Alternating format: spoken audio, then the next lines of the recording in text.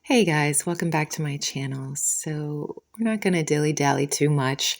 This is going to be a 16 by 20 inch cloud pour. I know it's been a while. I painted this a couple of weeks ago, but just now getting the video up.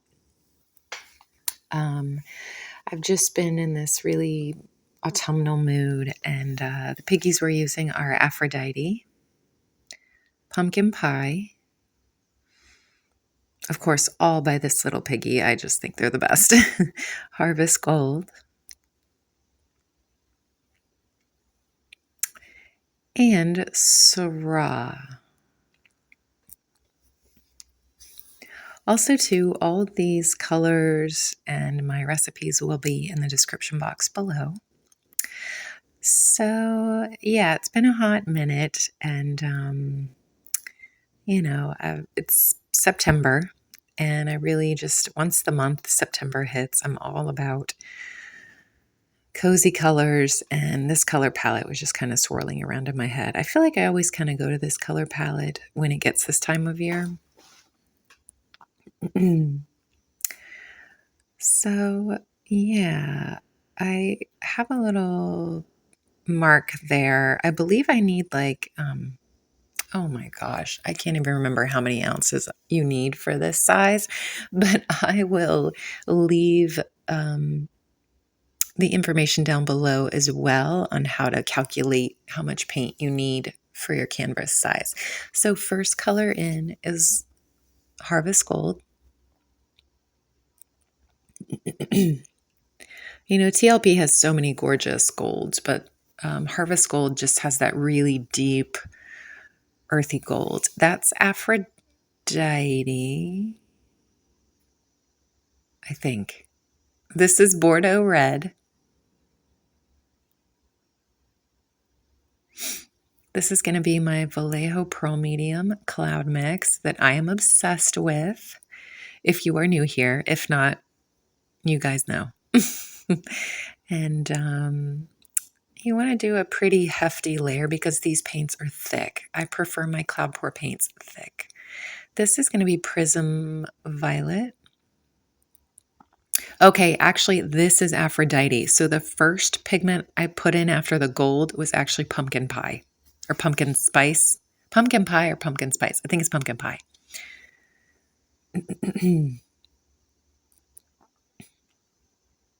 Now we're going to go back with the Bordeaux.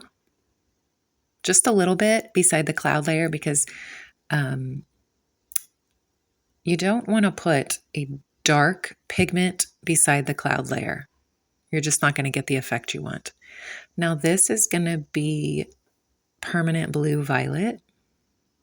And then we're going to go in with Syrah, which is the darkest pigment we're using. And then I should finish off with Permanent Blue Violet. As you can see, I only did 2 cloud layers, and my layers are fairly thick. I think the best thing with cloud pours, less is more. Some of you guys know that I say that a lot, that less is more. Everybody wants to do 1,000 different colors, but, do a minimal palette first and make sure, your layers in the cup are actually thicker until you get the look that you want. So I know the base layer is a little messy. I knew I had plenty of paint in the cup, so I just I didn't put a lot down. So this is real time. I pour very slowly, and you can already see that the cloud mix is starting to react. And I'm going to just do a little spin with the canvas as well, since this is an elongated canvas. So I'm going to let you guys watch this, and I will be back shortly. Take your time. Also, just quickly, take your time pouring out your cup if you can. And the distance between my canvas and the actual cup is very minimal. So I'm very close to the canvas right now. So just keep that in mind when you're working on your cloud pours. All right, I'll be back, guys.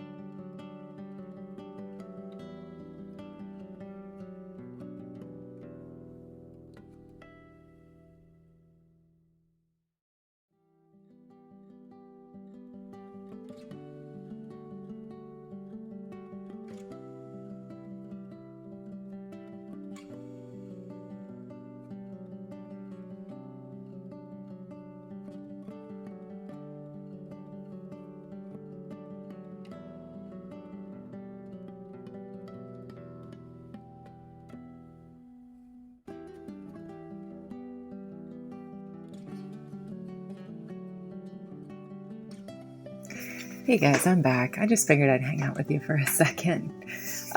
So the pour out went great. I think hindsight's 2020. I would have put a little bit more gold in the bottom of the cup, but it has been a hot minute since I have done a cloud pour. I've been doing a lot of brush work. And I don't really show you guys that here, but over on my Facebook page, it's just Willie B Studios on my Facebook page, and I'm doing a lot of brush work, and I actually go do a live stream on there from time to time, and sometimes we'll paint blooms, sometimes I'll paint a cloud pour, mini cloud pours, clouded blooms. So definitely check me out over there if you want to see more daily posts as opposed to just here. Yeah, my Facebook page. I'll leave the link in the description box below. So right now, you guys, I'm just kind of figuring out what I like and what I don't like, and I'm gently stretching it, slowly, taking my time, and kind of, I like all of it, quite frankly, but I knew I was going to lose some stuff. And I did have some bubbling. I mixed these paints, 4 days ago, 3 or 4 days before I actually used them. And even still, I had a little bit of bubbles in some of them. But you know what? It doesn't actually bother me too much, but normally you hear me say, I hate bubbles. Like, I will let my cloud pour paints sit 5 days if I have to. But this, I don't know, I just really wanted to paint. And I was excited to get in to do a 16 by 20 because I don't do many canvases that are rectangle for cloud pours. So I think that's because, when you pour it out, it pours out in a round puddle, right? And then, so with a round canvas, you can almost keep everything if you really calculate how much paint you need per square inch, and you can, like I said, you can almost keep everything. But on these elongated canvases, You have to think a little bit more, maybe. But yeah, I'm just spinning slowly, and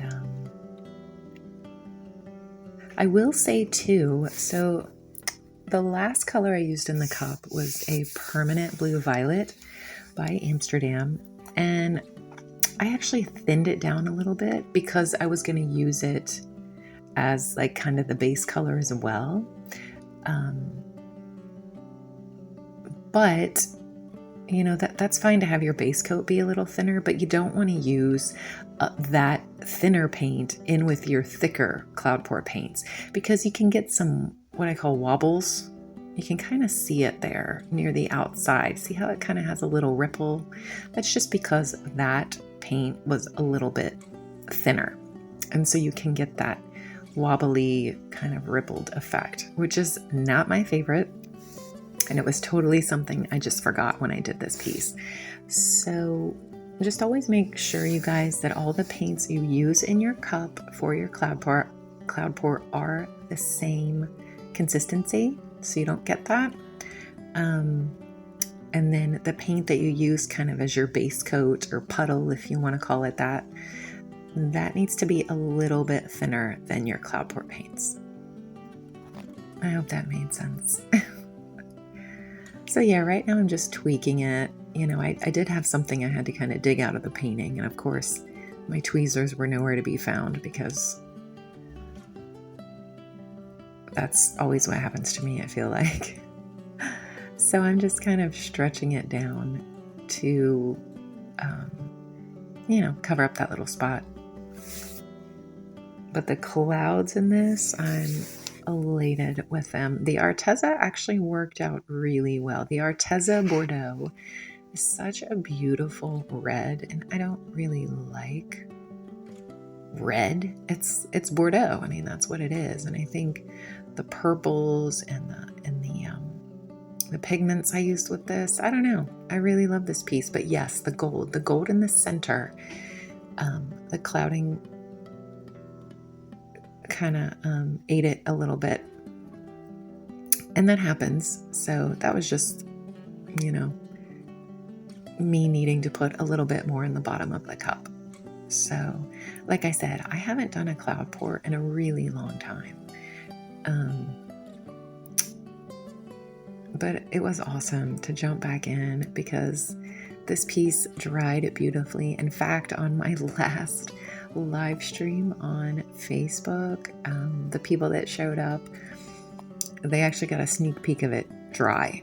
So yeah, that happens from time to time over there. I'll give those guys a little bit of a sneak peek, but it did dry absolutely beautiful. And yeah, I'm pretty happy with it. So here is the details. I love these clouds. I love when clouds get three-dimensional. Now there's that wobble, see? But because it was kind of thinner, we get these really translucent clouds. So, and that's actually pigment right there. That's the Aphrodite pigment there in that purple.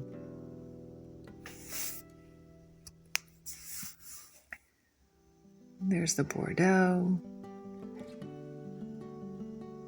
Lots of stripy clouds.